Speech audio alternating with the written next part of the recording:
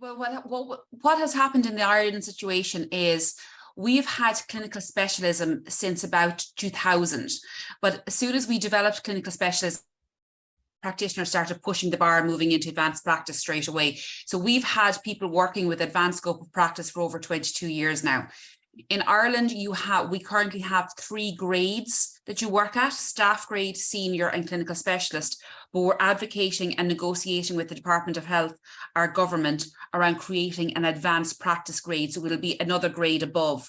We don't see advanced practitioners necessarily as being specialists. They can be generalists. Many of them will work in community care, will have general skills, and others will go through a specialism route. What we felt was, looking particularly on what they had gone through, that we wanted to work around a competency framework as well. It seemed to work very well for them. Our members were looking for specific competencies to guide them in practice. And we looked internationally what was happening, and we decided to use a 4-pillar model. We felt this was quite simple and easy to use, but also we have a lot of staff who move between Ireland and the UK, who train in the UK, train in the UK, come back to Ireland. So to facilitate that movement of staff, we felt it was best to use a similar 4-pillar model. So our 4 pillars are, again, clinical practice, leadership and management, education and facilitation of learning, and research and development of evidence. So what happened initially with advanced practice in Ireland was very much around role substitution and specific tasks. And there is a lot of confusion between what is specialism and what is advanced practice. So we have adopted the ER World Physio definition of advanced practice. And when I say to people who ask me, am I a specialist or am I an advanced practitioner, I say it no longer is task-based. For example, around the use of injection therapy, anybody can learn and do the course to become an injection therapist. But being able to perform the task does not make you an advanced practitioner.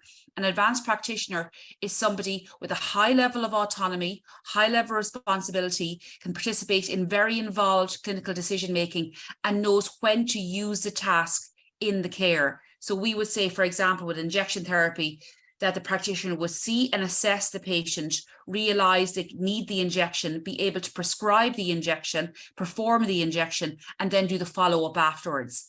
So there's a nice definition of advanced practice actually from our nursing colleagues in Ireland, where they say a specialist is responsible for a discrete, highly specialized aspect of care, but the advanced practitioner is responsible for the whole of the episode of care. And that's very much the model in Ireland. At the moment, we have about 8% of our workforce in public health are working at clinical specialist level, and about 4% are working at an advanced practice level. We hope to grow that to 8% nationally. We have one national, we are slightly different to the UK in that we've been very influenced by what's happened in the UK. In the UK, a lot of services developed organically, and the service that I developed in was service driven locally, but we also have national clinical programs that are delivering advanced practice as a national program. So for example, we have 65 practitioners who are working in the area of orthopedic and rheumatology triage. They are primarily hospital based, but are now moving into the community. And to date, in 12 years, they have managed more than 200,000 patients by themselves independently, with only about 20% of those needing a consultant follow-up. So I suppose the beauty of having national coordinated programs like this is that we have national data. We're rolling out the similar again for respiratory, for community care, for COPD and pulmonary rehab, and creating national care hubs.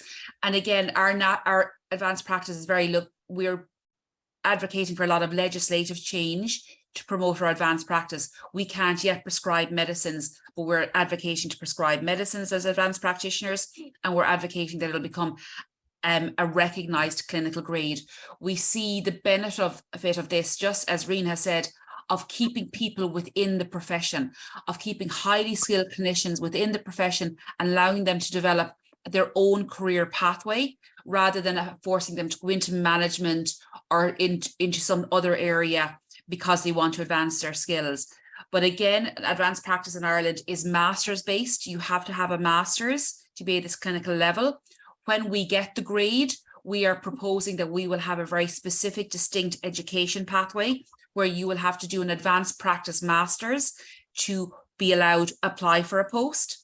Whereas though we do have 4% working that level already, the vast majority of them have masters, but they will almost have to grandparent into those roles by providing portfolios to show how they meet the other 3 pillars as well, because advanced practice is not just about a clinical role. The other 3 pillars are just as important, because we need our physios to participate in research, to be leaders, and to take students and educate those around them. So thank you very much. Thank you. So we'll have the questions, but you've had the privilege or the benefit of actually enjoying UK experience and building exactly. on, right? Yeah, so we watch what's developed in the UK and then try to develop national clinical programs around the same area. We've watched them develop their competency frameworks, and then because we have lots of staff come back from the NHS who say they want to work at this level in Ireland.